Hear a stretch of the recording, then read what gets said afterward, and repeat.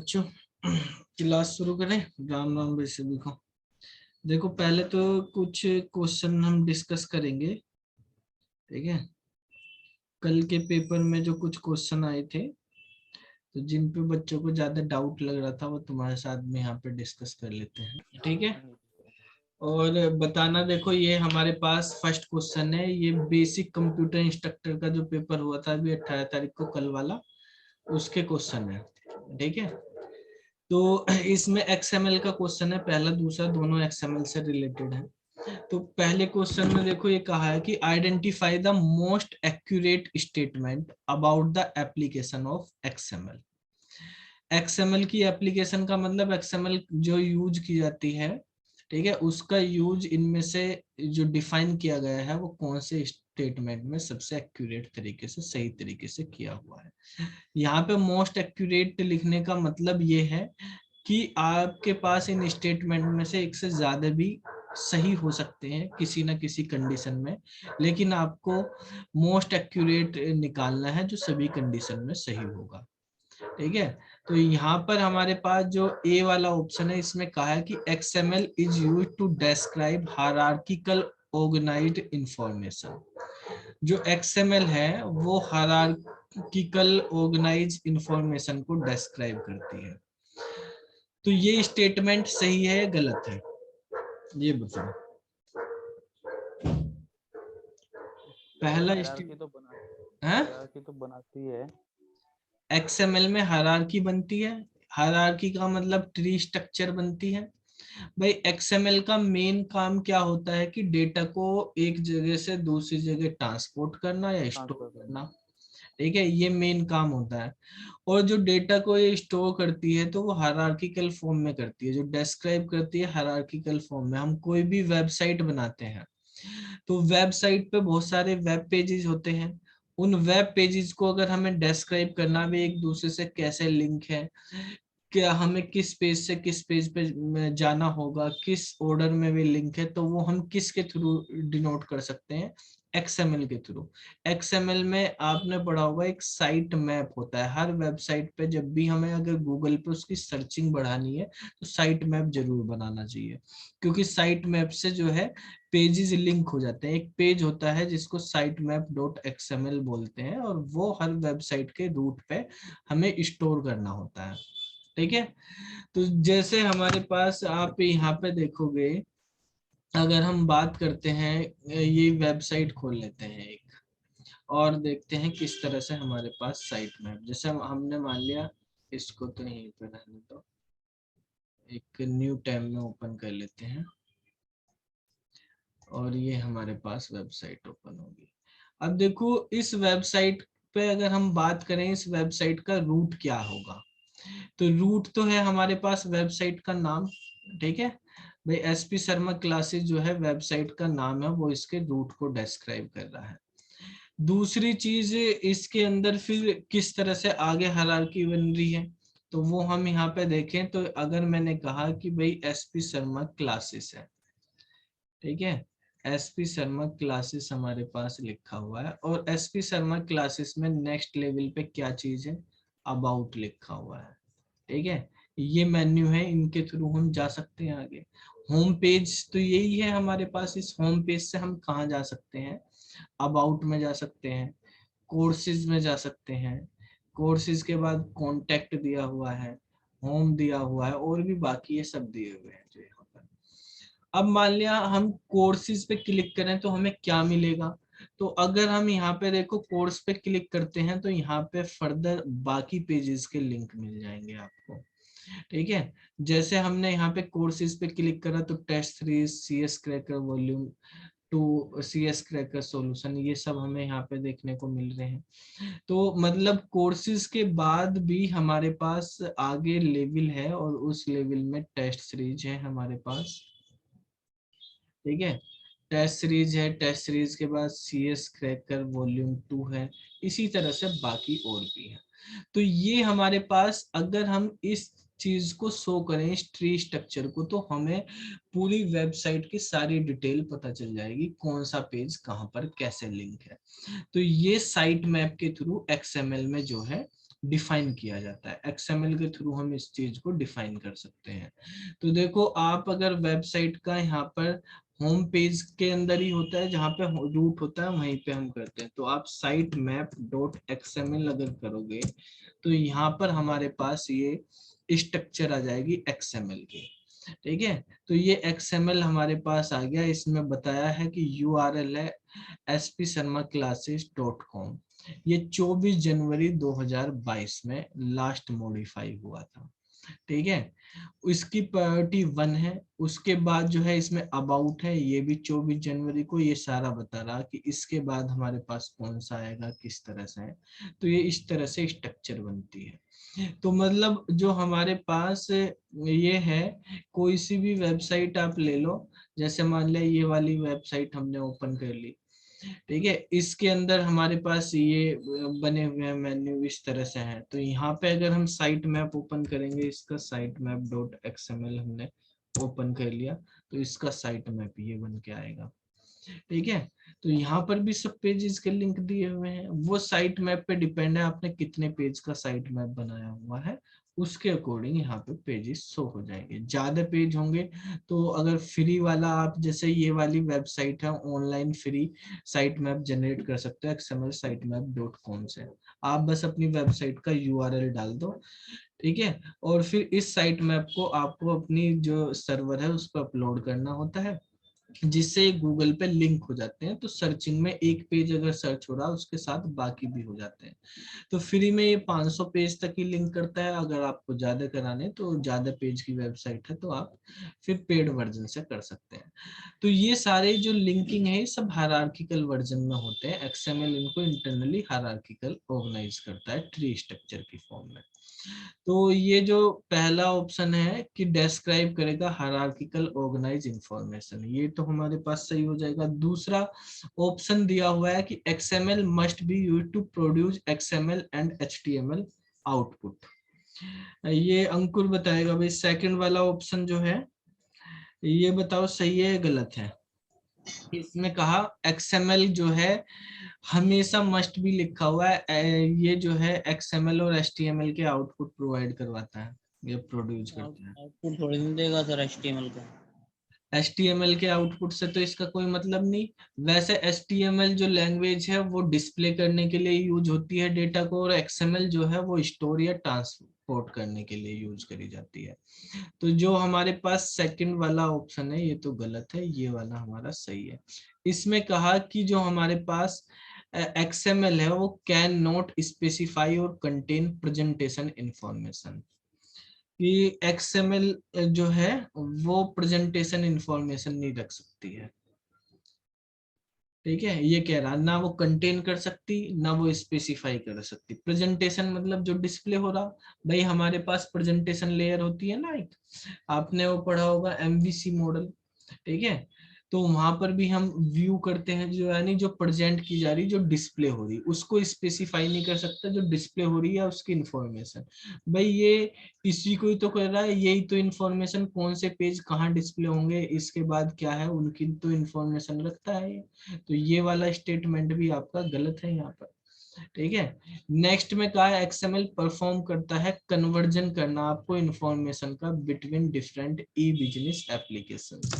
अलग अलग ई business application है, जैसे ई कॉमर्स एप्लीकेशन होती है ऐसे ही बिजनेस की कोई ई बिजनेस एप्लीकेशन है, आपकी एप्स है या कोई भी वेबसाइट है, तो डिफरेंट डिफरेंट है, उनके बीच में आप इंफॉर्मेशन को कन्वर्ट कर सकते हो एक एप्लीकेशन से। जैसे मान लिया फॉर एग्जांपल आप अमेजन भी बिजनेस ही करता है, ये समझ लो ई कॉमर्स का, वो हम उसका एक एक एग्जांपल ले लेते हैं। एक अमेजन है और एक हमारे पास फ्लिपकार्ट है।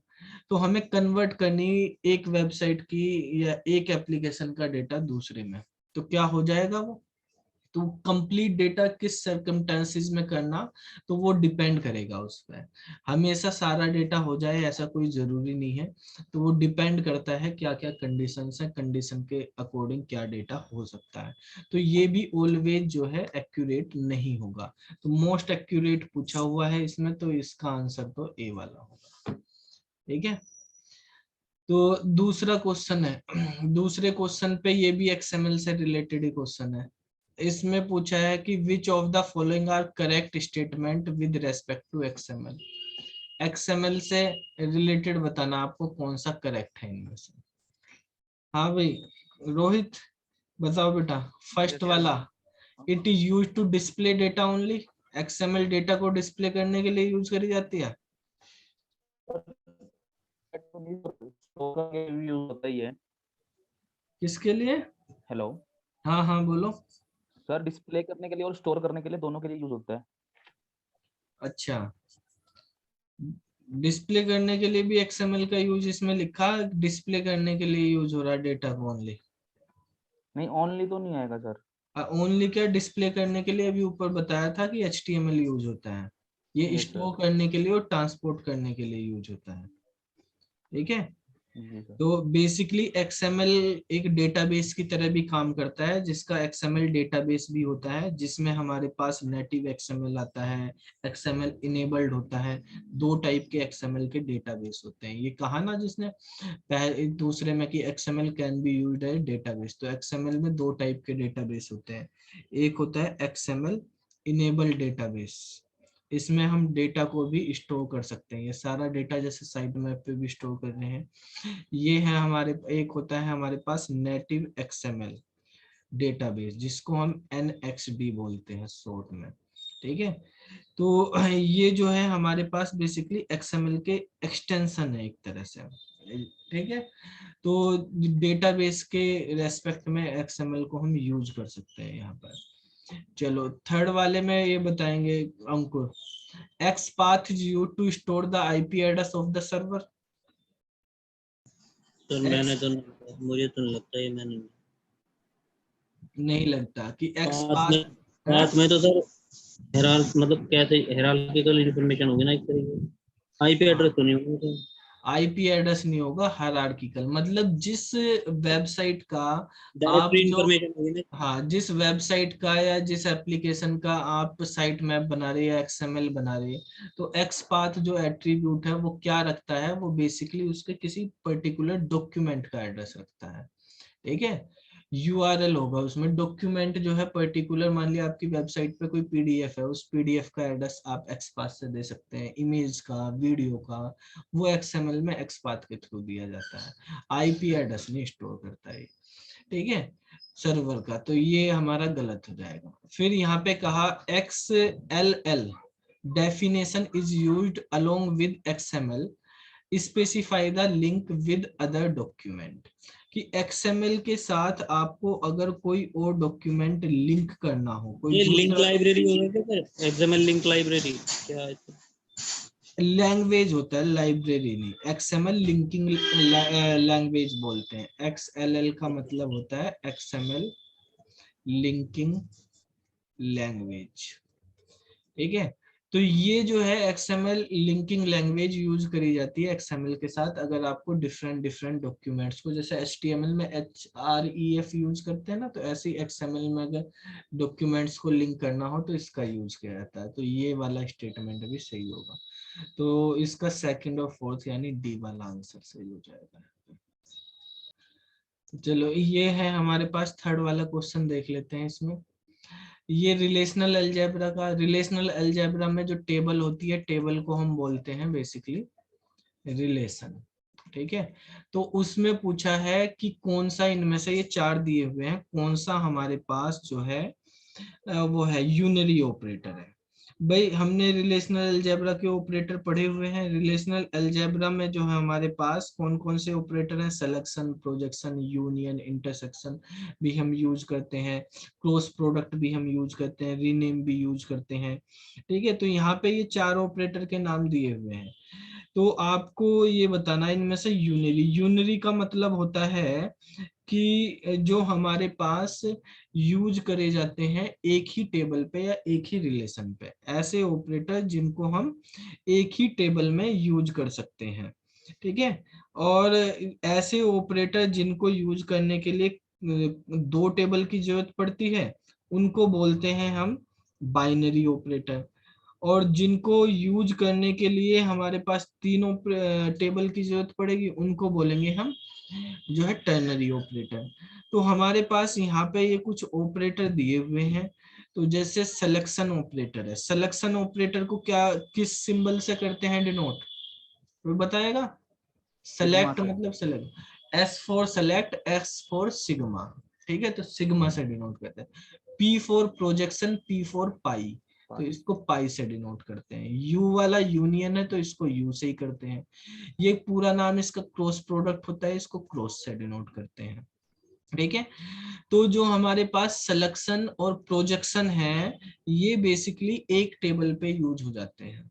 जबकि यूनियन करना तो दो चीजें चाहिए कम से कम, प्रोडक्ट करना तो उसके लिए भी दो चाहिए, लेकिन सिलेक्शन और प्रोजेक्शन जो है, सिलेक्शन का काम क्या होता है, किस चीज को सिलेक्ट करता है सिलेक्शन, किसी पर्टिकुलर, किस पे कंडीशन दी जाती है सिलेक्शन में, है भाई, कंडीशन दी जाती है ना सर। किस पे दी जाती है? सिलेक्शन रो पे काम करता है कॉलम पे? नहीं, सेलेक्ट तो सर सारे कॉलम करेगा, वैसे रो देगा।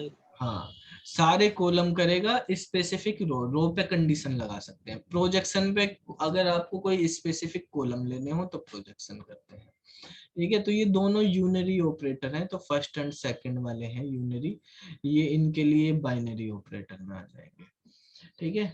तो इसका भी डी आंसर हो जाएगा। फोर्थ क्वेश्चन है, इसमें कहा है कि which statement is are true about exception handling. ये जावा का क्वेश्चन है, एक्सेप्शन हैंडलिंग के रेस्पेक्ट में आपको बताना है। तो जैसे कल तुम पूछे थे कि there can be try block without catch block, क्या कैच ब्लॉक के बगैर ट्राई ब्लॉक यूज किया जा सकता है?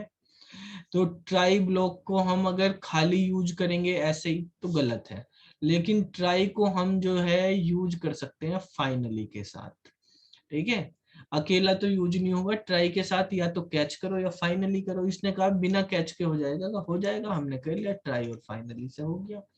लेकिन इसने कहा वाइस वर्सा क्या पॉसिबल है, क्या हम कैच को बिना ट्राई के कर सकते हैं? वो नहीं कर सकते, कैच जो है बिना ट्राई के नहीं हो सकता है।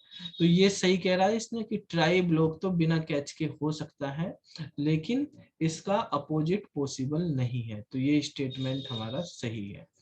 फिर ये कह रहा है there is no limit of number of catch block, ठीक है, corresponding to a try block, कि हम एक ट्राई ब्लॉक यूज कर रहे हैं उसके बाद हम कैच ब्लॉक कितने भी लिख सकते हैं, कोई लिमिट नहीं है। तो सही कह रहा है, गलत कह रहा? सही कह रहा है सर, कैच ब्लॉक कितने तो भी कितने बना भी। सकते हो भाई, यूजर डिफाइन एरर लिखने लगो, कुछ भी एरर, ठीक है, ये एरर आ सकती है, ये एरर आ सकती है, ट्राई कितना बड़ा हो सकता है, आप कितने भी बना दो। तो ये भी सही कह रहा है। फिर तीसरे स्टेटमेंट में कहा the object must be created of a specific class of which the error occurred, otherwise run time error will occur. तो ये स्टेटमेंट सही है, गलत है? मैं जो समझ रहा हूँ, मुझे तो ये लग रहा है कि कह रहा है मतलब जिस टाइप की एक्सेप्शन आनी है उस टाइप उसका ऑब्जेक्ट बनाना जरूरी है। जिस टाइप की एरर आई है, विच द एरर अकर, जोन सी एरर मतलब आ जिस रही है टाइप की उसका एक्सेप्शन ऑब्जेक्ट हमें बनाओ, कैच करनी पड़ेगी। ठीक है। या देखो, अगर हम बात कर रहे हैं कि हमारे पास किसी पर्टिकुलर क्लास में एरर है या कोई भी एरर आ जाती है, एक्सेप्शन आ जाती है, तो हमें क्या उस एक्सेप्शन का ऑब्जेक्ट बनाना पड़ेगा, पर्टिकुलर उसी टाइप का बनाना पड़ेगा, मैंडेटरी है क्या? इस टाइप की एरर है, हमें उसी, मान लिया हमारे पास अरिथमेटिक एक्सेप्शन आई, तो कैच में क्या हमें अरिथमेटिक एक्सेप्शन का ही ऑब्जेक्ट बनाना पड़ेगा या रेफरेंस देना पड़ेगा, या खाली एक्सेप्शन से भी चल जाएगा? खाली एक्सेप्शन से तो चल जाएगा, लेकिन सर यहाँ तो दिया नहीं तो है। यहाँ तो वो मैं अगर हम नहीं बनाते तो क्या वो चलेगा, तब रन तो टाइम एरर देगा अगर नहीं एरर देता बनाया है ना, हमने, है? एरर देता है ना सर फिर। कैसे एरर देगा? भाई उस टाइप के, अगर नहीं उस टाइप के हैंडल नहीं करी तो मान लो एक्सेप्शन अगर नहीं दिया सर और उस तो टाइप के हैंडल नहीं करी तब भी आता है ना फिर वो मैसेज। अगर उस टाइप की हैंडल नहीं करी तब देगा, लेकिन गनान जी हम एक्सेप्शन से तो कर सकते हैं ना, ठीक है, खाली एक्सेप्शन आप यूज करो, उससे आप कर सकते हो। तो ये वाला कहाँ हो जाएगा, ये होगा ही नहीं, ना तो वो एरर बना वो करने की जरूरत, ना आपको मेन क्लास का ऑब्जेक्ट बनाने की जरूरत है, ना उस क्लास का जिस टाइप की एरर है, ना उस एरर टाइप का ऑब्जेक्ट बनाने की कोई मैंडेटरी नहीं है कि आप उसका ऑब्जेक्ट बनाओ, ठीक है। और दूसरी चीज जो है कि अगर मान लिया एक्सेप्शन आ भी गई आपके पास, तो आपने जो है फाइनली लगा दिया, ठीक है, तो फाइनली लगाया है तो आपके पास प्रोग्राम तो तब भी चल जाएगा, फाइनली वाला ब्लॉक एग्जीक्यूट हो जाएगा। ये वाला जो कह रहा है इसमें कहा to execute a code with each and every run of the program, कि आपको कोई कोड जो है जब भी आप प्रोग्राम रन करो हर बार आपको कोड को एग्जीक्यूट कराना है। तो उस कोड को आप फाइनली ठीक ब्लॉक है। में लिखोगे क्या? बिल्कुल फाइनली में लिख दो उसको, ठीक है। वो आपके पास एक्सेप्शन आए या ना आए, वैसे सब क्योंकि ऑप्शन ने सही एक्सेप्शन करा है दिया, वरना क्या। मैं क्या ऑप्शन ने सही करा दिया, क्योंकि थर्ड ऑप्शन किसी के साथ है ही नहीं, तो इस वजह से सही हो गया, वरना हो जाता गलत से। हाँ, ऑप्शन तो देखो फर्स्ट सेकंड और फोर्थ पहले में ही आ रहे हैं, यही वाला हमारे पास सही होगा, ठीक है। यही लगाया तुमने? ये थर्ड का कॉम्बिनेशन फिर बन ही नहीं रहा सर, किसी और के साथ लगाया तो यही। हाँ, लेकिन थर्ड वाला मैं होगा। ये समझ रहा था जो मैं बताने की कोशिश कर रहा हाँ तो तुम तो ये बताए थे कि अगर हम एक्सेप्शन नहीं लगाएं, लेकिन हमें इसमें यहाँ पे मस्ट भी यूज किया हुआ है, कि मतलब आपको हर कंडीशन में यूज करना पड़ेगा वो, ऐसा वो है। चलो नेक्स्ट है हमारे पास, ये तो जावा का ही है ये भी, कि जावा में स्ट्रिंग कैसे बनती है। स्ट्रिंग लिटरल से बन जाती है, स्ट्रिंग ऑब्जेक्ट से बन जाती है, न्यू स्ट्रिंग का यूज कर। ये दूसरा जो स्टेटमेंट है इसमें सर सिंटैक्स एरर लग रही है, मैंने तो फर्स्ट क्लियर देखी भाई, न्यू का एन कैपिटल कर रखा है और एस जो है छोटा। अच्छा, वो पेपर में ऐसे ही है। पेपर में ऐसे ही लिखा हुआ है सर, अच्छा, न्यू का एन कैपिटल लिखा कैपिटल हुआ और पेपर। स्ट्रिंग का एस छोटा। अब पता, अच्छा मैंने तो सर इस वजह से फर्स्ट ही लगाया, मुझे लगा। अच्छा, मकल टाइपिंग में कर दी होगी ये। अब पता नहीं सर टाइपिंग का क्या, मैं तो सिंटैक्स एरर की वजह से मिला। देखो ये तो सही है, इसमें सही है। ये वाले में हाँ, ये न्यू हमारे पास स्मॉल होना चाहिए और एस कैपिटल होना चाहिए, मैं ठीक है। सर अगर टाइप, मैंने ये भी सोचा अगर टाइपिंग एरर होती तो क्या दोनों में ही करनी थी, एक में बिल्कुल ऐसे ही करो। तो ये तो इस वजह से हमारे पास गलत है। वैसे आप न्यू को स्मॉल करते इसको कैपिटल तो ये सही हो जाता हमारे पास। अभी तो सिंटैक्स एरर है, तो इसमें कहा कौन सा हमारे पास ये करेगा, तो फिर यही करेगा, पहले वाला ही, ओनली वन करा जाएगा, ठीक है। अब बेसिकली क्या होता है ना, ये कंप्यूटर के पेपर में टाइपिंग एरर भी आ जाती है बहुत। फर्स्ट इस स्पेशली फर्स्ट उसमें तो आई जाती है प्रोग्राम में, फर्स्ट लेटर में लाइन के वो एंटर करते हैं या तो वर्ड में। ऑब्जेक्शन लगाना पड़ेगा सर, अगर सही कर दिया ऐसे तो और क्या करें। हाँ तो अगर पेपर में ये कैपिटल दे रखा और ये स्मॉल दे रखा तो ये गलत ऐसे ही दे दिखेगा रखा है ना। एज इट इज जैसे भेजा। हाँ तो सही है, फिर वो गलत रहेगा। तो ए वाला इसका आंसर होगा फिर, ठीक है। सिक्स वाले क्वेश्चन में देखो, विच of the following declaration is incorrect in Python language. इसमें भी शायद कोमा इस वाले में नहीं होगा, यहाँ पे जब किसी में भी नहीं, यहाँ पे कोमा नहीं है, ठीक है। तो ये कहा विच of the following declaration is incorrect in the Python language. तो देखो ये एक सिंगल वेरिएबल है, जब स्पेस दे दिया आपने यहाँ पे तो स्पेस अलाउ नहीं होता, ठीक है। भाई आपने यहाँ पे भी एक वेरिएबल एक वैल्यू देनी चाहिए, ठीक है। या मल्टीपल वैल्यू दोगे तो वो टपल बन जाएगा। अब यहाँ पे मल्टीपल वैल्यू कोमा से होती है टपल में, तो ऐसे स्पेस अलाउ नहीं होता, ये तो गलत है, ठीक है। इनकरेक्ट पूछा।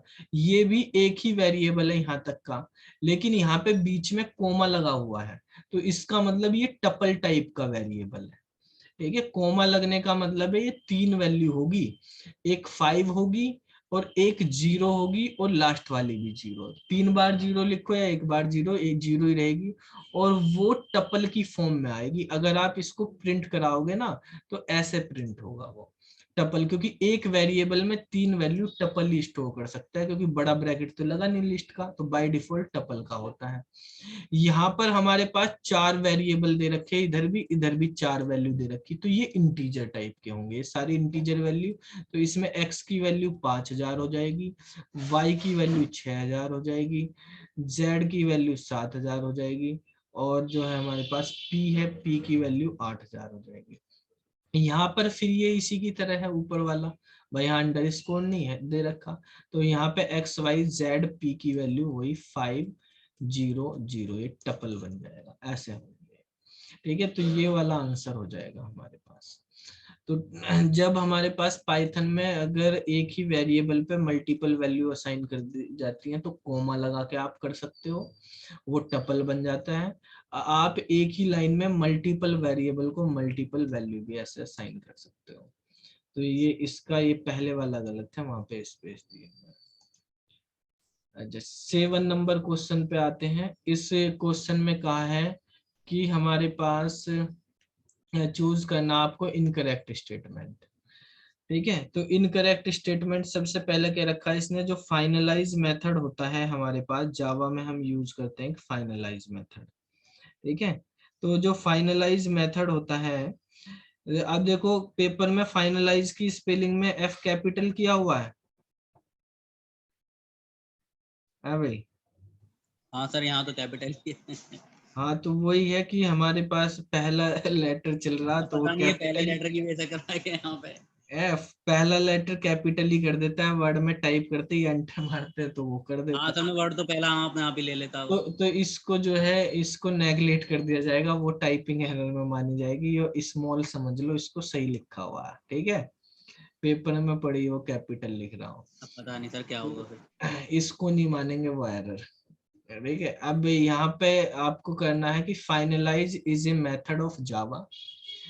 ठीक है, ये जावा का एक मेथड है, सही बात है, विच कॉल्ड बाय गार्बेज कलेक्टर द्वारा एक कॉल किया जाता है जब भी हम किसी भी ऑब्जेक्ट को मेमोरी से रिमूव करते हैं उससे पहले। तो सही बात है, गार्बेज कलेक्शन के लिए फाइनलाइज यूज करते हैं। जब भी कोई भी ऑब्जेक्ट आउट ऑफ स्कोप जाता है तो गार्बेज कलेक्टर जो है फाइनलाइज को कॉल करके मेमोरी फ्री कर देता है। तो ये स्टेटमेंट हमारा सही है। फिर कहा if A class is declare final, तो अगर किसी क्लास को फाइनल डिक्लेयर, फाइनल के बारे में आपको पढ़ाया हुआ कि अगर किसी क्लास को फाइनल डिक्लेयर कर देते हैं तो वो क्लास इनहेरिट नहीं हो सकती। किसी मेथड को फाइनल कर देते हैं तो वो ओवरराइड नहीं हो सकता। किसी वेरिएबल को फाइनल कर देते हैं तो वो जो है वेरिएबल मॉडिफाई नहीं हो सकता। यहाँ पे जावा के अंदर कांस्टेंट जो वेरिएबल बनाए जाते हैं वो फाइनल से बनाए जाते हैं। सी प्लस प्लस में कॉन्स्ट से बनाते हैं, यहाँ पे फाइनल से बनाते हैं जावा में। तो ये कह रहा कि अगर क्लास जो है फाइनल डिक्लेयर कर दी उसको इनहेरिट नहीं किया जा सकता, अगर करोगे कंपाइल टाइम एरर आ जाएगी। सही कह रहा है ये। मेथड जो है फाइनल अगर डिक्लेयर कर दिया तो उसको ओवरराइड नहीं किया जा सकता सब क्लास के अंदर। ठीक है, तो ये भी सही कह रहा कि ओवरराइड नहीं होते फाइनल। वेरिएबल अगर फाइनल कर देते हैं तो उसको हम जो है मॉडिफाई नहीं कर सकते, लेकिन ये कह रहा can be modify in final method, कहीं भी नहीं कर सकते, फाइनल हो गया तो फाइनल ही होगा। ठीक है, तो ये वाला हमारा स्टेटमेंट गलत है, डी आंसर हो जाएगा इसका। इसके बाद देखो नेक्स्ट क्वेश्चन है 8 नंबर का। इसमें कहा है which of the following statement is are true regarding Java. Java के रिगार्डिंग आपको बताने इनमें से कौन सा स्टेटमेंट ट्रू है। तो constant that can not be changed are declared using the static keyword. यानी अगर जावा में आपको कांस्टेंट बनाने हैं, ऐसे वेरिएबल बनाने जिनकी वैल्यू चेंज ना हो सके, उसको स्टैटिक से डिक्लेयर करते हैं क्या? नहीं, फाइनल से करते हैं, स्टैटिक से तो नहीं करते। तो ये गलत है। फिर कहा एक class can only inherit one class, एक क्लास केवल एक ही क्लास को इनहेरिट कर सकती है। सही बात है, जावा में एक क्लास एक से ज्यादा को इनहेरिट नहीं कर सकती। That can implement multiple interfaces. ठीक है, और उसको हम इम्प्लीमेंट कर सकते हैं मल्टीपल इंटरफेसेस के थ्रू। तो बताओ ये सही होगा गलत होगा? हाँ भाई अंकुर, मल्टीपल इंटरफेस के थ्रू हमें इम्प्लीमेंट करने की जरूरत है क्या ऐसी क्लास को जिसमें एक एक ही हो रहा? नहीं, मैंने तो ये है ना sir, that can implement multiple interfaces, मतलब मल्टीपल इंटरफेसेस भी इम्प्लीमेंट कर सकती है। मल्टीपल इंटरफेसेस जो है, आपको मल्टीपल इंटरफेसेस का क्या जरूरत है? उसमें मल्टीपल इंटरफेस तो हम उसमें कर सकते हैं। तो मल्टीपल इंटरफेस का मतलब तो ये है एक इंटरफेस एक से ज्यादा इंटरफेस को इम्प्लीमेंट कर रहा है।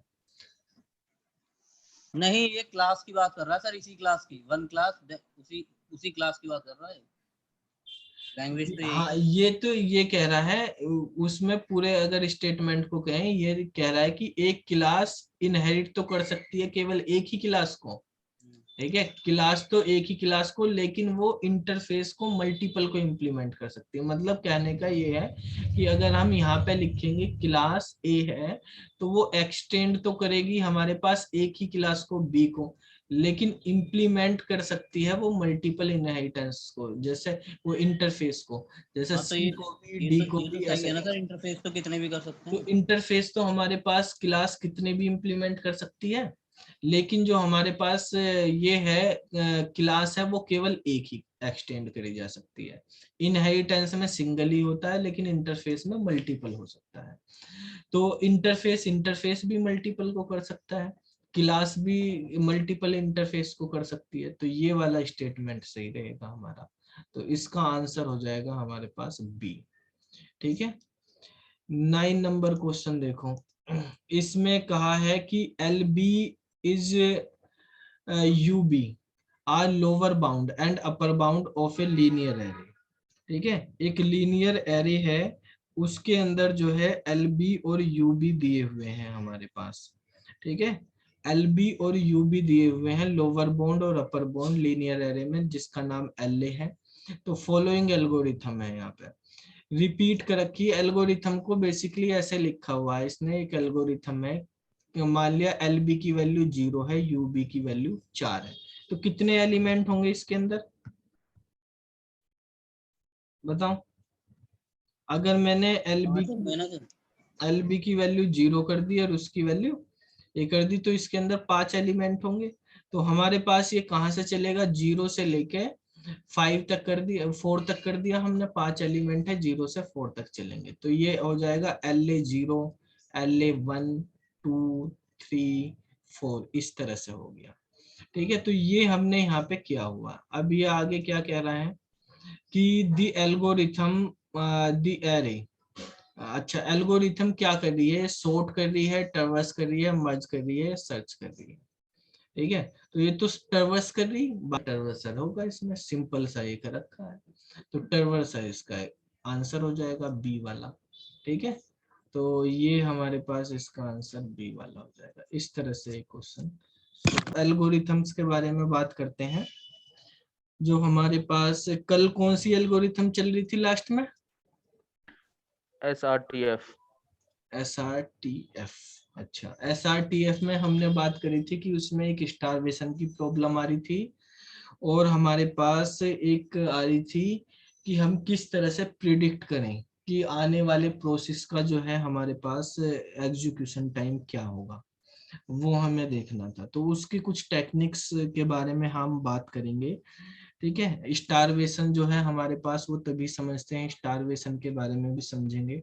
स्टारवेशन की प्रॉब्लम क्या होती है, उसको कैसे सोल्व किया जाता है, वो स्टारवेशन प्रायोरिटी में भी आती है, तो प्रायोरिटी में किस तरह से आती है, तो वो भी समझ के तभी साथ में उसको कर लेंगे। पहले हम पढ़ लेते हैं SRTF है।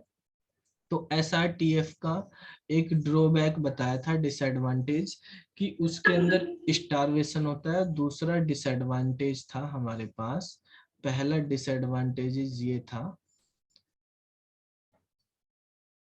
कि इसके अंदर स्टारवेशन की प्रॉब्लम होती है, और दूसरी प्रॉब्लम हमारे पास ये थी कि जो है SRTF है, उसके अंदर जो है हमारे पास प्रिडिक्ट करना होता है हमें, प्रिडिक्ट, या हमारे पास एडवांस में होना चाहिए brush time of the process. जो भी हमारे पास प्रोसेस आने वाले हैं हमें पता होना चाहिए। बेसिकली यहाँ पर क्वेश्चन ये था कि शॉर्टेस्ट रिमेनिंग टाइम फर्स्ट थी, तो शॉर्टेस्ट टाइम देखा जाएगा किसका है। अब आपको ये बताया था कि कोई प्रोसेस है P1, एक प्रोसेस है P2, एक प्रोसेस है P3। अब इस प्रोसेस का ब्रश टाइम 10 है, इसका 3 है, इसका 2 है। अब पहले ये तीनों एक साथ खड़े, तो इसको पता है भाई मेरा नंबर इसके और इसके बाद आएगा, 5 मिनट बाद आएगा, लेकिन और भी तो प्रोसेस होने चाहिए। ठीक है। कोई और प्रोसेस अगर बीच में आ गया, अराइवल टाइम अगर इसका अलग हुआ तो दिक्कत हो जाएगी ना। या अराइवल टाइम इसका 0 ही हुआ, लेकिन ये 2 मिनट और 5 मिनट से पहले 5 मिनट के अंदर कोई और आ गया तो फिर दिक्कत हो जाएगी यहाँ पे। तो हम कैसे पता करें कि प्रिडिक्ट कैसे कर पाए कि आगे होगा, कौन सा प्रोसेस आएगा या कौन सा नहीं आएगा, क्योंकि यहाँ पे स्टारवेशन हो जाता है, और स्टारवेशन में आपको कहा था इनडिफिनाइट टाइम तक के लिए हो जाता है, मतलब नॉन टाइम नहीं होता, नॉन टाइम के लिए पता नहीं कितने टाइम के लिए स्टारवेशन हो जाए। अब आप मान लिया कहीं पे गए, बैंक में ही गए काम करने के लिए, आपने देखा कि जिनका थोड़ा थोड़ा जल्दी जल्दी का काम उनको कर रहा है, मेरा काम ज्यादा देर का है, तो आप वहां कितनी देर वेट करोगे, लाइन में कब तक खड़े रहोगे। तो आप एक आइडिया लगा लोगे कि भाई इन बंदों का काम क्या है, उनसे पूछ के ऐसे कर लोगे, ठीक है। लेकिन जो बाद में भी अगर कोई आ गया इसका काम कर रहा है, वो उसी बीच में जो है दूसरा भी आ गया, आपके नंबर आने से पहले कोई कम जॉब का आ गया, कम बर्स्ट टाइम का आ गया, तो उसको पिक कर लेगा सीपीयू। तो ये हम कैसे प्रिडिक्ट करें एडवांस में। तो देखो 100% तो होता नहीं, इसीलिए यहाँ पे प्रिडिक्ट कहा है, एक्चुअल हम पता नहीं कर सकते हैं, और प्रैक्टिकली वो पॉसिबल भी नहीं है कि कितना टाइम लगेगा या स्टारवेशन कब तक खत्म होगा। स्टारवेशन का फिक्स टाइम नहीं है, वो कॉनवे इफेक्ट का है फिक्स टाइम, कि हमें पता चल जाता है कि इतनी देर बाद प्रोसेस का नंबर आ जाएगा, लेकिन स्टारवेशन में नहीं होता। तो स्टारवेशन में बेसिकली हम प्रिडिक्ट करके एक आइडिया लगा सकते हैं बस। तो कुछ टेक्निक्स होती हैं वो हम समझेंगे, क्या क्या टेक्निक्स है जिससे हम ब्रश टाइम को प्रिडिक्ट कर सकते हैं। Technique to predict burst time, ठीक है। तो दो टेक्निक है इसमें, एक होती है स्टैटिक टेक्निक और दूसरी होती है डायनेमिक टेक्निक, ठीक है। अब स्टैटिक टेक्निक जो है हमारे पास, उसमें क्या होता है, स्टैटिक टेक्निक किस दो टाइप की होती है, ये बेसिकली उस पे डिपेंड करती है कि जो हमारे पास यहाँ पे प्रोसेस है, प्रोसेस का साइज क्या है, उससे हम प्रिडिक्ट कर सकते हैं कि उसका ब्रश टाइम क्या होगा। प्रोसेस के साइज से हम पता कर सकते हैं उसका ब्रश टाइम कितना होगा, ठीक है। तो कैसे, मान लिया उस साइज के प्रोसेस पहले भी आए हुए हैं तो वो कितना टाइम ले रहे हैं, तो जो नए आने वाले हैं तो वो कितना टाइम लेंगे, वो उससे पता चल जाएगा, आइडिया लग जाएगा एक तरह से, बेस्ड ऑन प्रोसेस साइज, ठीक है। मान लिया आपको पता है कि एक प्रोसेस 20 केबी का है, और 20 केबी के प्रोसेस को एग्जीक्यूट होने में 2 सेकंड लगते हैं, तो अगर कोई दूसरा प्रोसेस भी 20 केबी का आ रहा तो आप आइडिया लगा लेंगे कि भाई ये भी 2 सेकंड में हो जाएगा। या आप ऐसे समझ लो कि कोई आपने प्रोग्राम लिखा, मान लिया सी लैंग्वेज में कोई प्रोग्राम लिखा, 20 लाइन का प्रोग्राम लिखा, उसका आउटपुट आने में 2 सेकंड लग रहे, तो आपको एक दूसरा प्रोग्राम दे दिया 20 लाइन का ही, तो आप आइडिया लगा लोगे ये भी 2 सेकंड में हो जाएगा, लेकिन वो कंफर्म नहीं है 20 लाइन का, 2 में ही हो, क्या पता उसमें लूप लग रहा हो, फॉर लूप, ठीक है। अब वो फॉर लूप लग रहा हो तो और भी टाइम लगा देगा, पता नहीं कितनी बार लूप लग रहा हो। तो प्रोसेस के साइज पे डिपेंड करना कोई 100% एक्यूरेसी नहीं है, ये तो एक तरह से हमने प्रिडिक्ट कर लिया, भाई होगा तो होगा, लेकिन कोई जरूरी नहीं है ऐसा है। तो फिर क्या होता है, फिर दूसरा तरीका ये माना गया कि प्रोसेस के टाइप पे देखो आप, लाइन पे या साइज पे मत देखो, based on process type, on process type, कि किस तरह का प्रोसेस है, किस तरह से हमारे पास जो है प्रोसेस काम कर रहा है, प्रोसेस का टाइप, मतलब जैसे मान लिया एक कोई ऑपरेटिंग सिस्टम से रिलेटेड प्रोसेस चल रहा कि वो भाई 2 सेकंड में हो जाता है, कोई फोरग्राउंड में प्रोसेस चल रहा है वो 10 सेकंड लेता है, कोई बैकग्राउंड में चल रहा है वो 15 सेकंड लेता है। तो इस तरह से आप प्रोसेस के टाइप पे कि फोरग्राउंड का है, बैकग्राउंड का है, इंटरएक्टिव प्रोसेस है, ऑपरेटिंग सिस्टम का प्रोसेस है, कैसा है, तो उससे कुछ आइडिया लगा सकते हैं, ठीक है। तो ये जो है स्टैटिक टेक्निक्स है, जिनसे हम आइडिया लगा सकते हैं उनके साइज से या टाइप से। दूसरी हमारे पास डायनेमिक टेक्निक है।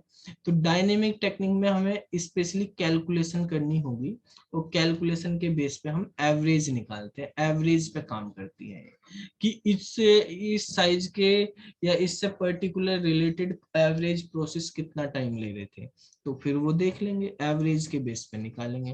भाई कोई 20 KB का, कोई 25 का, कोई 30 का, कोई 15 का, कोई 18 का, ऐसा रहा कितना कितना टाइम लिया, तो हमने एक एवरेज टाइम निकाल लिया उस रेंज में। तो यहाँ पर हमारे पास जो टेक्निक है डायनेमिक, उसमें एक होती है based on simple averaging, simple average आप निकालो, एवरेजिंग, और दूसरी होती है बेस्ड ऑन एक्सपोनेंशियल एवरेजिंग।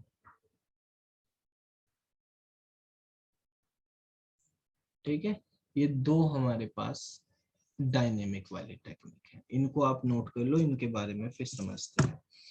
ठीक है, SRTF देखो ये बेसिकली है क्या कि SRTF के अंदर हमारे पास जो प्रोसेस आ रहे हैं उनका एडवांस में हमें ब्रश टाइम प्रिडिक्ट करना है।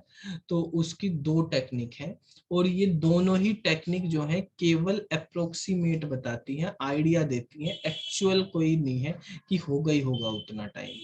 ठीक है, कोई गारंटी नहीं है कि ब्रश टाइम एक्चुअल में उतना ही होगा, ये केवल प्रिडिक्शन है। और दो तरीके की प्रिडिक्शन है based on process size, static में प्रोसेस के साइज और प्रोसेस के टाइप पे बेस होती है, डायनेमिक में एवरेज पे बेस होती है। एवरेज में एक नॉर्मल एवरेज जैसे आप निकालते हो मैथ में वो वाला हो गया, और दूसरा एक्सपोनेंशियल एवरेज हो गया। ठीक है, तो इन दो तरीके से हम कर सकते हैं। तो पहले आप इसको नोट कर लो। सबसे पहले स्टैटिक में हम बात करते हैं बेस्ड ऑन प्रोसेस साइज। ठीक है, तो इसमें क्या है हमारे पास, किस तरह से प्रिडिक्ट करेगा, तो this technique predict the burst time, ठीक है, of a process based on it's size. ठीक है, कैसे, मतलब जो हमारे पास ब्रश टाइम होगा वो सिमिलर होगा burst time of the process is equal to the burst time of the similar size process which already executed, जो ऑलरेडी एग्जीक्यूट हो चुका है उसके साइज के अकॉर्डिंग। ठीक है, लेकिन ये हमेशा कोई जरूरी नहीं है कि हमेशा सही हो। ठीक है, it note may note always be right. तो दूसरा तरीका हमारे पास है, राइट क्यों नहीं होता हमेशा, वो आपको बताया है कि एक प्रोसेस में लूप ही नहीं, नॉर्मल सिक्वेंशियल में एक इटरेटिव तरह का प्रोसेस है हमारे पास। तो फिर हम प्रोसेस के जो है टाइप की बात करते हैं। जैसे हमारे पास प्रोसेस है उसके अलग अलग टाइप हैं। अगर हम बात करते हैं कि एक हमारे पास ऑपरेटिंग सिस्टम के प्रोसेस है, कुछ हमारे पास यूजर डिफाइंड प्रोसेस है। ऑपरेटिंग सिस्टम जो अपने आप चला रहा है प्रोसेस, सपोर्टिंग प्रोसेस है वहां पे, और एक है हमारे पास यूजर प्रोसेस। ठीक है, जो यूजर ने क्रिएट किए हैं। यूजर के प्रोसेस जो है मान लिया उसमें है जो इनका यूजर इंटरेक्टिव, जैसे हम अभी टाइप कर रहे हैं ये भी एक प्रोसेस चल रहा है, तो इसको बोलेंगे हम इंटरेक्टिव प्रोसेस। ठीक है, जिससे बार बार हम इंटरेक्ट हो रहे हैं, वो काम कर रहे हैं जैसे टाइपिंग वगैरह। एक प्रोसेस हमारे पास फोरग्राउंड में जो चल रहे हैं हमारे पास, जैसे फोरग्राउंड में हमारे पास जूम भी चल रहा है, बैकग्राउंड में कुछ प्रोसेस चल रहे हैं हमारे पास यूजर के। बैकग्राउंड में जैसे हमारे पास हमने गूगल क्रोम ओपन किया हुआ है, तो वो बैकग्राउंड में गया हुआ है अभी, तो बैकग्राउंड प्रोसेस है। ठीक है, तो ये है, मान लिया हमने प्रिडिक्ट कर लिया कि ऑपरेटिंग सिस्टम का जो अभी तक प्रोसेस एग्जीक्यूट हो रहे वो जो है मान लिया 4 से 5 सेकंड लेते हैं, तो हम यही मानेंगे ऑपरेटिंग सिस्टम का कोई और प्रोसेस आएगा वो भी 4 से 5 सेकंड में हो जाएगा। इंटरएक्टिव प्रोसेस करने में मान लिया हमें 7 से 8 सेकंड लग रहे हैं, ठीक है। फोरग्राउंड प्रोसेस को चलाने के लिए 10 से 15 सेकंड लग रहे हैं, बैकग्राउंड को चलाने के लिए 15 से 20 सेकंड के लिए चल रहा है, ठीक है। तो इसका मतलब चलने का मतलब क्या है, आपको बताया था ना, स्वैपिंग होती रहती है कि इतने टाइम तक वो सीपीयू के पास है, फिर चाहे वो रेडी में चला जाए, चाहे वो ब्लॉक में चला जाए, चाहे वो टर्मिनेट हो जाए, वो बात अलग है, ठीक है। तो इस तरीके से हम प्रोसेस के टाइप के अकॉर्डिंग मान लेते हैं कि इस टाइप के कोई भी प्रोसेस आएगा तो ये इतना टाइम ले रहा है, तो उतना टाइम लेगा यहाँ पे। जैसे मान लिया बैंक पे हमारे पास काउंटर, एक डिपॉजिट का, एक क्या नाम जी, विड्रॉ का।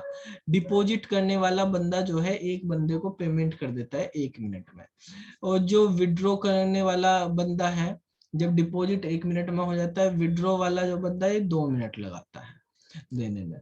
तो जो भी इस लाइन में खड़े हो रहे हैं, आप लगा लोगे भाई हर बंदे को 2-2 मिनट लगेगी। इस लाइन में जितने बंदे खड़े कि हर बंदे को 1-1 मिनट लग रही है, उससे आप प्रिडिक्ट कर लोगे मेरा नंबर कब आएगा, मैं किस पोजीशन पे हूँ, ठीक है। तो ये हमारे पास इस तरीके से प्रोसेस के टाइप पे भी डिपेंड करते हैं कि आप इस लाइन में ये वाला प्रोसेस कर रहा है आपका काम, ये वाला प्रोसेस कर रहा है, ठीक। नंबर का था बेस्ड ऑन सिंपल एवरेजिंग।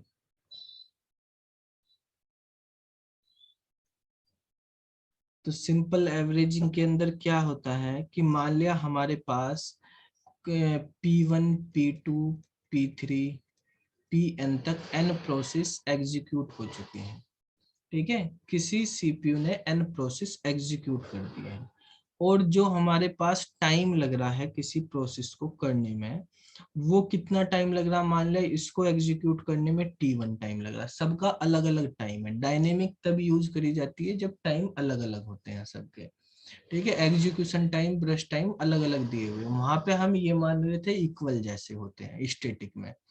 यहाँ पर हमारे पास इसको एग्जीक्यूट करने में T2 टाइम लगता है, इसको एग्जीक्यूट करने में T3 टाइम लगता है, इसको एग्जीक्यूट करने में Tn टाइम लगता है। तो टोटल एवरेज आप कैसे निकालेंगे, T1 plus T2 plus T3, ठीक है, ऐसे प्लस Tn कर देंगे, अपॉन n प्रोसेस है तो n से डिवाइड कर देंगे। तो सिंपल एवरेजिंग में हमारे पास जितने भी प्रोसेस एग्जीक्यूट हो रहे हैं, तो इस तरीके से उनका एवरेज निकाल लेंगे। वो हमारे पास P, अगर आपको प्रिडिक्ट करना कि भाई Pn+1 वाला किस टाइम पे कितना टाइम लेगा एग्जीक्यूट होने में, ठीक है, तो उसका टाइम आपने Tn+1 मान लिया, तो Tn+1 की वैल्यू इसके इक्वल होगी। यानी आप इसको ऐसे भी लिख सकते हैं कि 1/n sigma i equal to 1 to n Ti, ठीक है। तो इस तरह से हम कैलकुलेट कर लेंगे सिंपल एवरेजिंग वाले को। जितने भी प्रोसेस पहले से चल रहे हैं उनका करेंगे। जैसे मान लिया किसी हमें एक क्वेश्चन दिया हुआ है कि कोई प्रोसेस दिए हुए हैं किसी सीपीयू सिस्टम के, और यहाँ पर जो है उनका ब्रश टाइम दिया, प्रोसेस P1, P2, P3, ये 3 प्रोसेस है। इसका ब्रश टाइम है 5, इसका ब्रश टाइम है 4, इसका ब्रश टाइम है 6, ठीक है। तो आपको बताना है अगर P4 एक नया प्रोसेस आता है तो उसका ब्रश टाइम कितना होगा।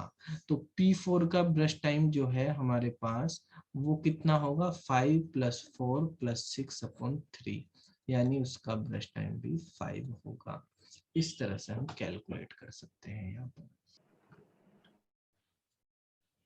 हो गया सर। ठीक है बेटा, देखो नेक्स्ट हमारे पास है बेस्ड ऑन एक्सपोनेंशियल एवरेजिंग। तो इसमें कैसे प्रिडिक्ट करते हैं, हमारे पास टाइम वही है, हमारे पास मान लिया n प्रोसेस है पहले से ही, P1, P2, P3 और Pn तक ये प्रोसेस दिए गए। इसका टाइम T1 लग रहा है, इसमें T2 टाइम लग रहा है, इसमें T3 टाइम लग रहा, और इसको एग्जीक्यूट करने में Tn टाइम लग रहा, ठीक है। तो हमको बताना है कि जो हमारे पास Pn+1 वाला है उसको एग्जीक्यूट करने में कितना टाइम लगेगा। मान लिया वो Tn+1 लगेगा, तो इस Tn+1 की वैल्यू हमें फाइंड करनी है, ठीक है। तो एक्सपोनेंशियल एवरेजिंग में क्या होता है, Tn+1 जो होता है वो इक्वल टू होता है हमारे पास अल्फा Tn प्लस के 1 माइनस अल्फा Tn के। ठीक है, ये हमारे पास जैसे आप वो करते थे ना, एल्गोरिथम्स में करते थे। ठीक है, मास्टर एल्गोरिथम, मास्टर थ्योरम पढ़ी थी आपने। ठीक है, तो वहां पर भी हम करते थे, टाइम कॉम्प्लेक्सिटी निकाल लेते थे। तो एल्गोरिथम की जिस तरह से निकालते थे ऐसे टाइम यहाँ पे निकालना, हमें फाइंड करना। यहाँ पे अब ये अल्फा क्या है, ये अलग से हमारे पास एक कांस्टेंट होता है, इसको बोलते हैं स्मूथनिंग फैक्टर।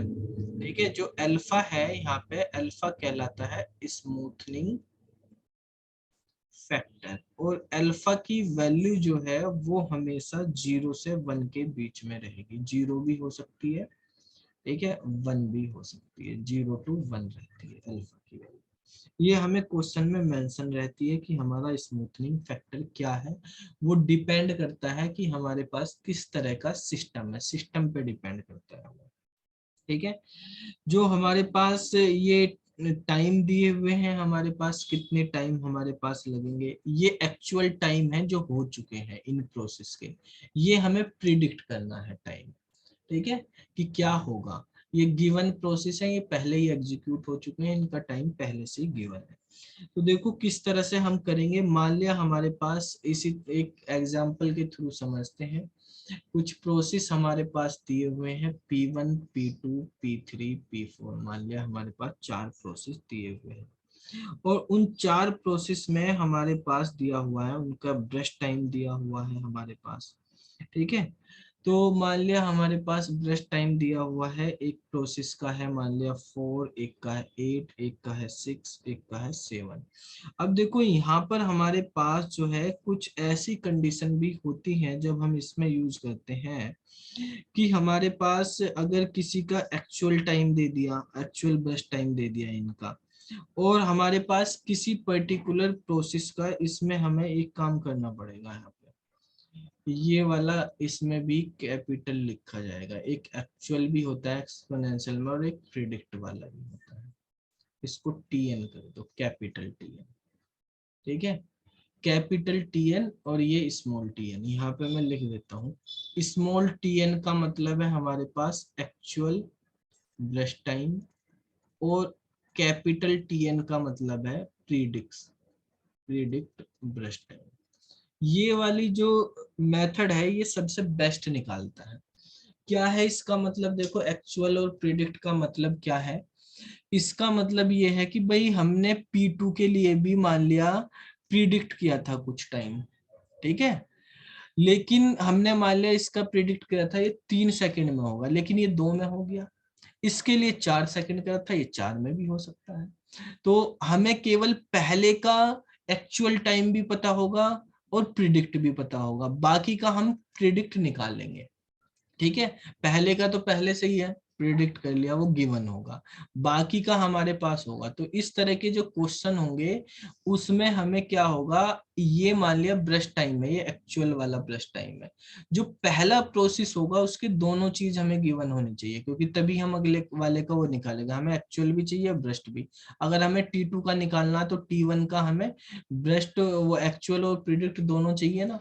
तो P1 का ये तो एक्चुअल ब्रश टाइम है, और P1 का मान लिया हमारे पास दिया हुआ है 10 सेकंड, हमने मान लिया था, ये प्रिडिक्ट किया था, लेकिन एक्चुअल हुआ था 4 सेकंड। तो आप बताओ P2 का अगर एक्चुअल 8 है, ठीक है, तो हमारे पास जो है P2 का प्रिडिक्ट वाला कितना होगा, इसका प्रिडिक्शन निकालो, इसका प्रिडिक्शन निकालो, और P5 का प्रिडिक्शन निकालो कि नया आएगा तो उसका प्रिडिक्शन क्या होगा। तो इस तरह से हमें यहाँ पे सोल्व करना होगा। तो वो समझते हैं अभी, पहले इसको आप नोट कर लो। देखो यहाँ पे हमने 4, 8, 6, 7 कर लिया है, 4, 8, 6, 7। ये P1 है, ये P2, P3, P4, 4 प्रोसेस है हमारे पास। ठीक है, ये इनका एक्चुअल ब्रश टाइम है, और प्रिडिक्ट ब्रश टाइम जो है हमें इसका गिवन है, प्रिडिक्शन 10 था, और अल्फा की वैल्यू मान लिया 0.5 है। ठीक है, तो आपको फाइंड करना है P5 का प्रिडिक्शन क्या होगा।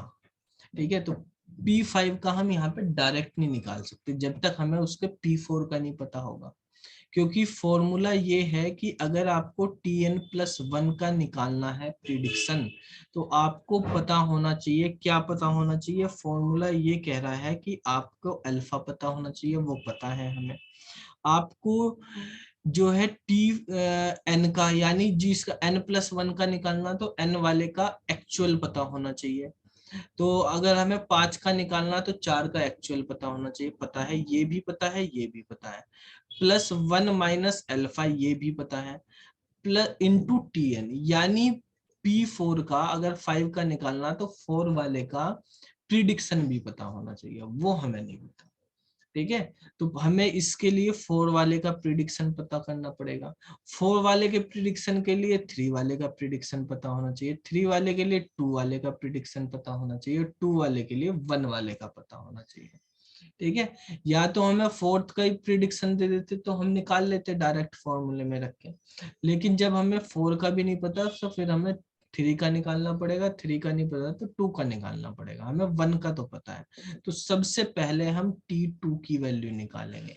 T2 हो जाएगा 0.5 इंटू, देखो T2 का फॉर्मूला ही लिख देता हूं मैं पहले। T2 के लिए फॉर्मूला हम ऐसे लगाएंगे, T2 equal to alpha T1 plus 1 minus के अल्फा T1। तो अल्फा की वैल्यू 0.5 है, T1 की वैल्यू कितनी है, 4 है हमारे पास। 1 माइनस अल्फा करेंगे तो 0.5 ही आएगा, इंटू T1 करेंगे तो ये है हमारे पास 10। तो कितनी होगी इसकी वैल्यू बताओ हमारे पास। हाँ भाई, ये हो गया हमारे पास 2 और ये हो गया 5, तो 7 आ गया। तो इसकी वैल्यू हमारे पास निकल के आ गई 7। इसका प्रेडिक्शन 7 करेंगे तो हमारे पास एक्चुअल 8 था। अगर एक्चुअल 8 है तो हमने प्रेडिक्शन 7 किया हुआ था। ठीक है, अगर प्रेडिक्शन 7 करेंगे तो एक्चुअल 8 आएगा। अगर इसका 10 था। T3 का अगर हमें निकालना तो T3 के लिए फॉर्मूला हो जाएगा T2 प्लस के 1 माइनस के अल्फा T2, यानी 0.5 T2 की वैल्यू होगी है 8 प्लस के 0.5 इंटू इसकी वैल्यू होगी 7। 8 पंजे 40 हो गए, 7 पंजे 35 हो गए, तो ये हो जाएगा 7.5। इसकी वैल्यू 7.5 होगी यहाँ पे प्रेडिक्शन। अब ऐसे T4 की निकालेंगे तो T4 हमारे पास अल्फा T3 प्लस के 1 माइनस अल्फा T3। तो अल्फा की वैल्यू 0.5, T3 की वैल्यू है 6 प्लस के ये 0.5 इंटू 7.5। तो ये हो गया 5 छंग 30 हो गया, 3 हो गया, और इसको करेंगे 5 पंजे 25, 5 सत्ते 35 और 2 37, 3.75 यानी 6.75। तो इसकी वैल्यू 6.75 आ गई। तो अब आप P5 का प्रिडिक्शन निकाल सकते हैं क्या होगा। ठीक है, तो यहां से वैसे आप अंदाजे से बता दो कितना हो सकता है, ये बताओ। 6.75 से ज्यादा आएगा या कम आएगा, है भाई। इन दोनों को देख के ट्रेंड देखो क्या हो रहा है, ट्रेंड के अकॉर्डिंग अगर हमारे पास जो है ये जो प्रिडिक्शन वाला होता है इसका 10 है, ये 4 है, इनका गैप हो रहा है कितने का, 6 का। तो यहाँ लगभग 7 आ गया, बीच वाली चीजें पकड़ ली अगले वाले में। यहाँ 8 7 15, देखो 14 का हाफ हो गया 7, 15 का हाफ हो गया 7.5, इन दोनों का 13.5 का हाफ हो गया इतने, इन दोनों का करेंगे 7 6 13, 13.75 का हाफ कर दो लगभग। अगर ये हमने हाफ ले रखा तो हाफ के करीब ही आ रहा है। ठीक है, तो 13.75 का अगर हाफ करोगे जितना होगा उतना ही आएगा इसका भी। तो यहाँ पे आप इस तरीके से निकाल सकते हैं कि T5 हमने निकाला अल्फा T4 प्लस के 1 माइनस अल्फा T4। तो ये 0.5 इंटू 7 प्लस के, ठीक है, 0.5 इंटू 6.75, क्योंकि देखो दोनों चीज बराबर हो रही, ये भी 7/2, ये बटे 2, मतलब दोनों को जोड़ के 2 से भाग करा जा रहा ना, सिंपल सी बात ये है, इन दोनों का एवरेज ये आएगा, इन दोनों का एवरेज ये आ रहा, एवरेज निकल के आ रहा है यहाँ पे। ठीक है, अगर ये 0.05 है तो आपको इस तरीके से फटाफट कैलकुलेशन करने की जरूरत नहीं, एवरेज लिखते चले जाओ। 7 पंजे 35 हो गया ये, और 5 पंजे 25, 5 सत्ते 35, तो 37, 5 6 30 और 3 33, तो ये हमारे पास हो जाएगा 8.875। ठीक है, ये आपका आंसर हो गया। इस तरह से हम प्रिडिक्शन कर सकते हैं। तो ये हमारे पास एक्सपोनेंशियल एवरेजिंग का कॉन्सेप्ट है कि किस तरीके से आप फ्यूचर में आने वाले प्रोसेस का टाइम बता सकते हो कि वो कितना टाइम लेगा। अप्रोक्सीमेटली है ये, कोई एक्यूरेट नहीं, देख लो कोई से कभी एक्यूरेट नहीं है। जो एक्चुअल होता है वो अलग होता है, प्रिडिक्शन अलग होता है, लेकिन प्रिडिक्शन के अकॉर्डिंग जो है कोई प्रोसेस पता कर सकता है कि भाई मेरा नंबर कितनी देर में आ सकता है। ठीक है, तो 6.336 हो गया, 6 पॉइंट।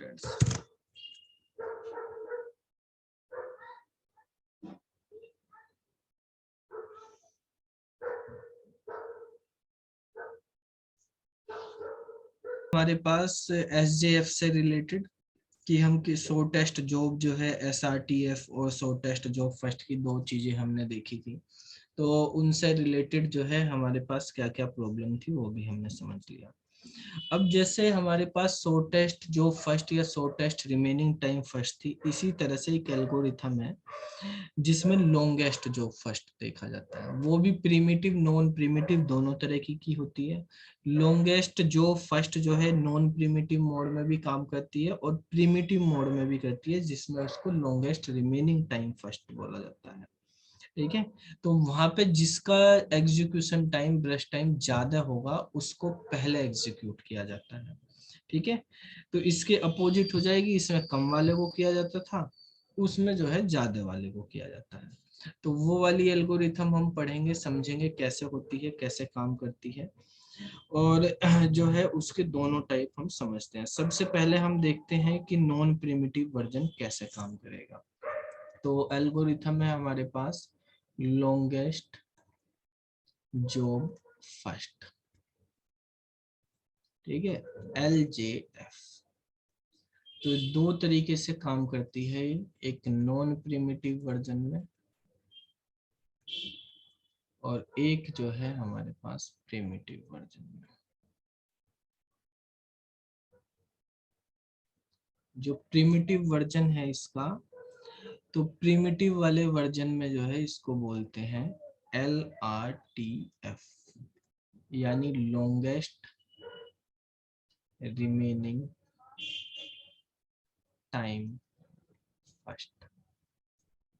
ठीक है, तो नॉन प्रिमिटिव तो हमारे पास वही है कि जो गैंट चार्ट है केवल उसमें एक ही बार एंट्री होती है एक प्रोसेस की, लेकिन ये जो एल्गोरिथम है इसमें वेटिंग टाइम जो है हाई हो जाता है हमारे पास, और ब्रश टाइम में स्टारवेशन इसमें भी आ सकता है। ठीक है, स्टारवेशन की प्रॉब्लम इसमें भी आ जाती है और वेटिंग टाइम इसमें भी हाई रहता है। वो जो है SRTF वेटिंग टाइम को क्या करती थी, कम करती थी, वो तो बेस्ट वेटिंग टाइम देती थी, ये जो है हाई देती है। तो इसमें वेटिंग टाइम जो है हमारे पास वो हमारे पास हाई रहता है। स्टारवेशन की प्रॉब्लम इसके अंदर भी होती है।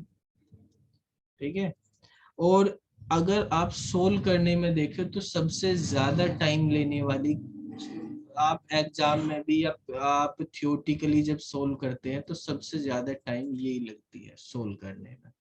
ठीक है, LRTF। ठीक है, इसमें बहुत ज्यादा टाइमलाइन बनानी पड़ती है, बार बार टाइमलाइन बनानी पड़ती है। तो हम पहले आज ये समझते हैं नॉन प्रिमिटिव वाला वर्जन, इसका समझते हैं कैसे काम करेगा। नॉन प्रिमिटिव में तो टाइमलाइन वगैरह की इतनी कोई वो नहीं है हमारे पास, वो तो एक बार एंट्री हो गई तो हो गई।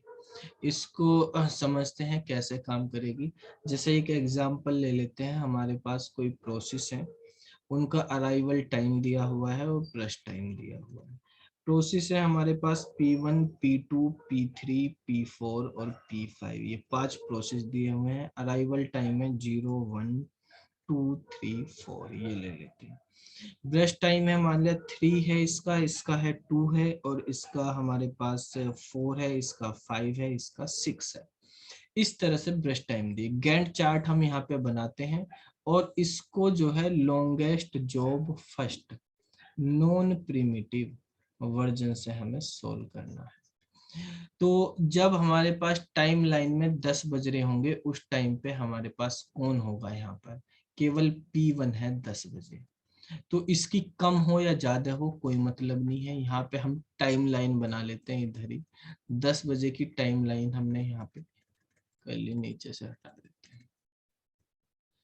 तो यहाँ पर 10 बजे की टाइम लाइन में हमारे पास केवल P1 है जिसका टाइम जो है 3 मिनट का है।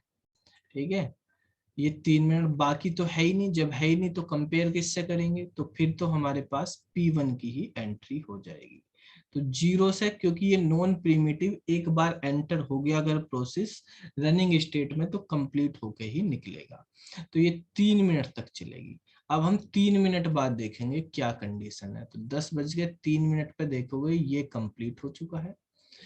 3 मिनट के बाद ये भी आ जाएंगे, P4 तक आ जाएंगे। इसकी 2 मिनट बची, इसकी 4 मिनट बची, इसकी 5 मिनट, ये अभी एंट्री नहीं कर। तो बताओ कौन सा प्रोसेस एग्जीक्यूट होगा इस केस में। लॉन्गेस्ट जो फर्स्ट वाला करना है, तो लॉन्गेस्ट किसकी है इसमें, लॉन्गेस्ट है हमारे पास P4 की। ठीक है, तो P4 की लॉन्गेस्ट है, तो यहाँ पे हमारे पास P4 की एंट्री हो जाएगी और इसकी 5 मिनट तक चलना है, तो यानी 8 तक होगा। अब हम यहाँ पे 10 बज के 8 मिनट पे देखेंगे, ये कंप्लीट हो चुका है, इसके 2 बचे, इसके 4, ये कंप्लीट हो चुका है, ये 6 बचे हैं। तो फिर 6 वाले को कर दो, यहाँ पे P5 को कर देंगे, ये 14 तक चलेगा। फिर हम यहाँ पे P3 को कर देंगे, वो 4 मिनट चलेगा, 4 मिनट मतलब 18 तक। और फिर आप जो है लास्ट में P2 को एग्जीक्यूट करेंगे जो 2 मिनट यानी 20 तक चलेगा। तो इस तरह से हमारे पास LJF नॉन प्रिमिटिव में काम करती है। नॉन प्रिमिटिव तो सिंपल ही होती है, उसमें ज्यादा कोई वो करने की जरूरत नहीं है। ठीक है, तो प्रिमिटिव वाले में दोनों चीज देखनी पड़ती है, अराइवल टाइम भी हमें यहाँ पे मैनेज करके चलना पड़ता है टाइम लाइन पे। तो कंप्लीशन टाइम आप देखेंगे, कंप्लीशन टाइम P1 का कितना है, P1 कंप्लीट हुआ 3 पर, P2 कंप्लीट हुआ हमारा 20 पर, P3 कंप्लीट हुआ 18 पर, P4 कंप्लीट हुआ हमारे पास 8 पर, और P5 कंप्लीट हुआ है 14 पर। तो TAT निकाल लेते हैं जो हमारा CT माइनस AT के इक्वल होता है। तो CT में से AT माइनस कर दिया तो ये 3 बचा, ये 19 हो गया, ये हमारे पास 16, ये 5 और ये हो गया 10। टोटल हो गया 22 और 16 38 और 5 43 प्लस 53 हो गया 53 हमारे पास यहाँ पे आ गया है। तो 53/5 कर देंगे, एवरेज टर्न अराउंड टाइम यहाँ पे निकल के आएगा 10.6 हो जाएगा। ठीक है, अब वेटिंग टाइम हम निकाल लेते हैं इसका। तो वेटिंग टाइम में बेटा हमारे पास क्या हो जाएगा, यहाँ पर होता है हमारे पास TAT में से BT माइनस कर देते हैं। तो ये 0 हो गया, ये 17 हो गया, ये 12 हो गया, ये हमारे पास 0 हो गया और ये 4 हो गया। 17 12 29 4 33, तो 33/5 करेंगे तो 6.6 हो जाएगा। तो इस तरीके से हमारे पास कैलकुलेट किया जाता है एवरेज वेटिंग टाइम, या हमारे पास हम बात करें टर्न अराउंड टाइम किसके अंदर, जो है LJF के अंदर। नोट कर लो इसको।